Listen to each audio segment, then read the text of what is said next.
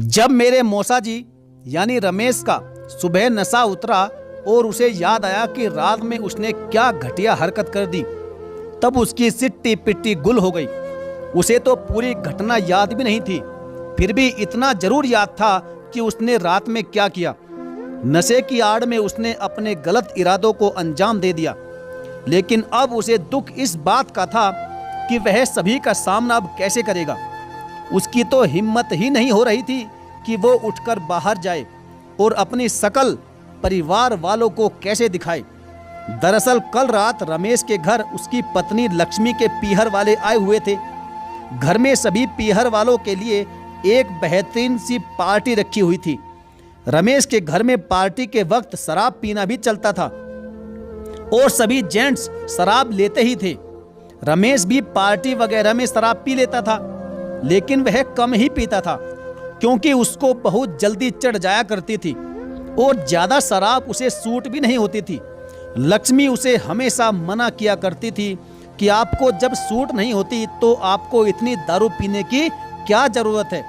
अगर आपको पीने का इतना ही शौक है तो अकेले में पी लिया करो, क्योंकि लोगों में पीने से आपका तमाशा बनता है और वह मुझे अच्छा नहीं लगता। लेकिन रमेश अपनी पत्नी की बात नहीं मानता, क्योंकि उसे सभी के साथ बैठकर पीना ही अच्छा लगता था।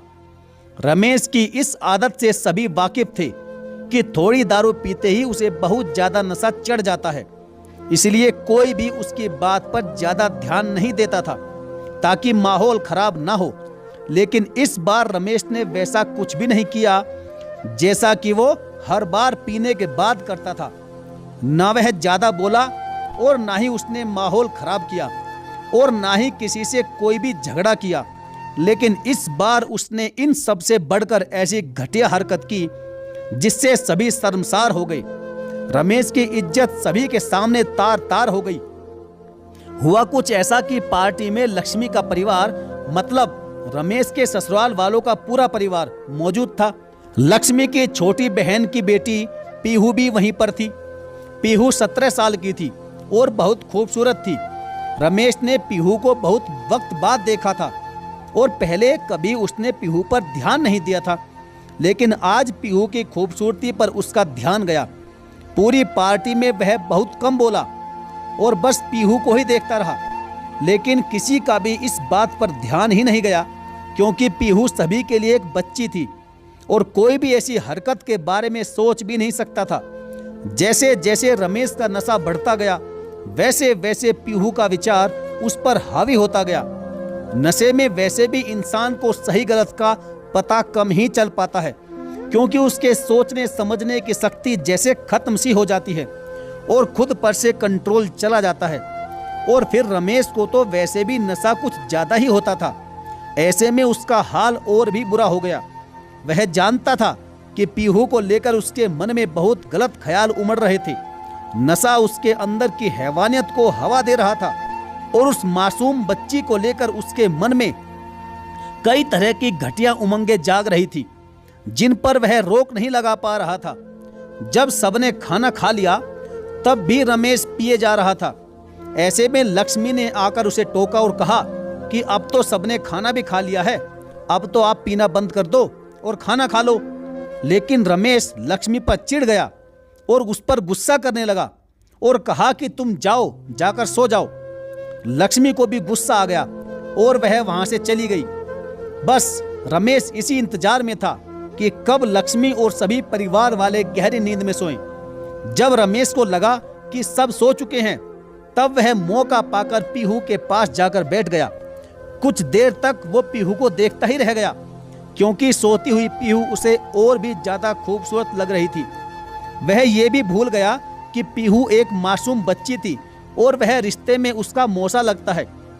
वह उसकी बेटी समान थी, लेकिन हैवानियत ने उसके मन को पूरी तरह से घेर लिया था और उसने पीहू के पास जाकर गलत हरकत करने की कोशिश की। लेकिन रमेश की सोच के ठीक विपरीत पीहू रमेश के हाथ लगाते ही झटके से उठ गई। पीहू को आभास हो गया कि उसके मौसा जी ने उसे गलत तरीके से छुआ है। वो इस हरकत से बुरी तरह घबरा गई और रमेश मौसा को अपने इतना करीब देखकर पीहू ने उसे धक्का दे दिया और चिल्ला उठी कि मौसा जी आपने ये क्या किया। पीहू की घबराहट भरी चीख सुनकर सभी परिवार वाले जाग गए और दौड़कर उसके पास आए। जब सभी ने पीहू को इतना डरा सहमा और रोता हुआ देखा और देखा कि नशे में चूर रमेश वहीं पर नीचे गिरा हुआ है, तब सभी समझ गए कि जरूर रमेश ने पीहू के साथ कोई गलत हरकत करने की कोशिश की होगी। पीहू तो इतनी डर गई थी कि वह बस रोए जा रही थी। यह सब देखकर लक्ष्मी की हालत भी बहुत खराब हो गई। वह अपने ही परिवार वालों से नजरें मिलाने लायक नहीं रही और फूट फूट कर रोने लगी, क्योंकि उसे भी अपने पति से ऐसी हरकत की उम्मीद कतई नहीं थी। रमेश तो नशे में इतना धुत था कि वह जाकर चुपचाप सो गया, लेकिन बाकी सभी परिवार वालों को रात भर नींद नहीं आई और सभी लोग बस इस बात का इंतजार कर रहे थे कि कब सुबह हो और वे लोग रमेश से बात करें। सभी को इस बात की थोड़ी तसल्ली थी कि पीहू 1 सेकंड में ही उठ गई और उसे सब पता चल गया, इसलिए रमेश कोई घटिया हरकत नहीं कर पाया, वरना तो न जाने क्या होता। लेकिन अब उसकी नीयत का पता चलने के बाद शांत रहना सभी के लिए नामुमकिन था। सभी यह सोच रहे थे कि रमेश तो ऐसा व्यक्ति नहीं था, फिर उसने ऐसा कैसे कर दिया। लक्ष्मी भी यही सोच रही थी कि माना मेरे पति में दारू पीने का ऐब था, लेकिन वह इतनी घटिया हरकत करेंगे यह तो मैं कभी सपने में भी नहीं सोच सकती थी।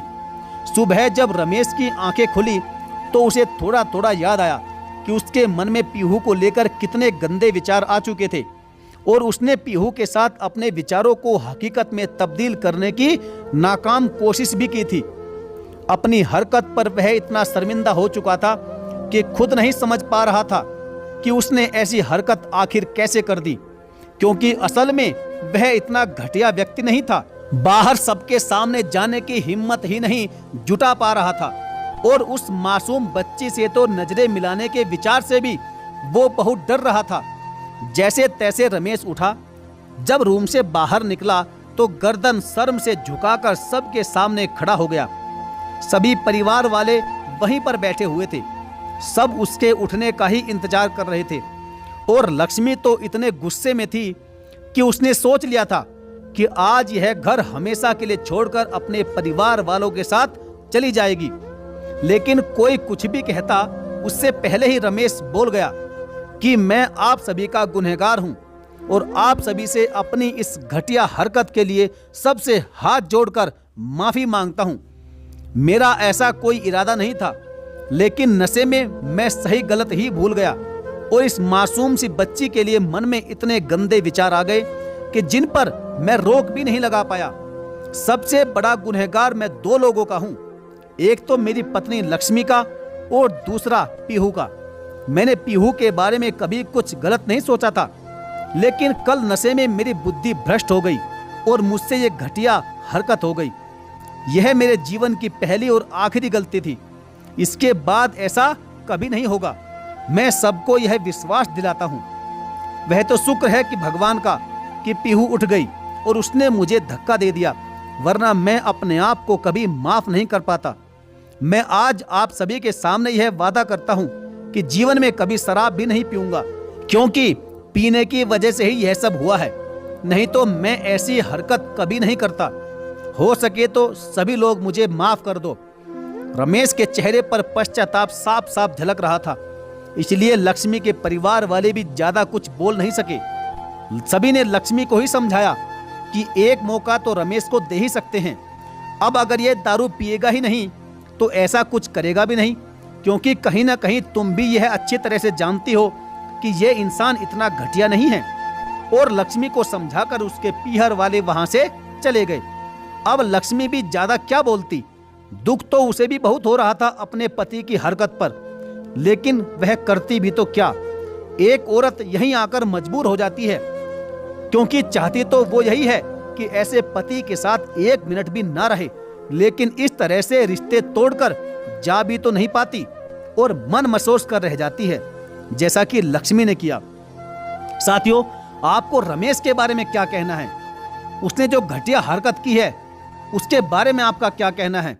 जो भी आपकी राय है कमेंट बॉक्स में कमेंट जरूर करें। और हाँ, सभी साथियों से विनम्र निवेदन है कि यदि आपने अभी तक हमारे चैनल को सब्सक्राइब नहीं किया तो सब्सक्राइब करके बेल आइकन को जरूर प्रेस कर लीजिएगा, तो चलिए साथियों, मिलेंगे फिर और किसी दमदार और बेहतरीन कहानी के साथ। तब तक के लिए धन्यवाद। जय हिंद।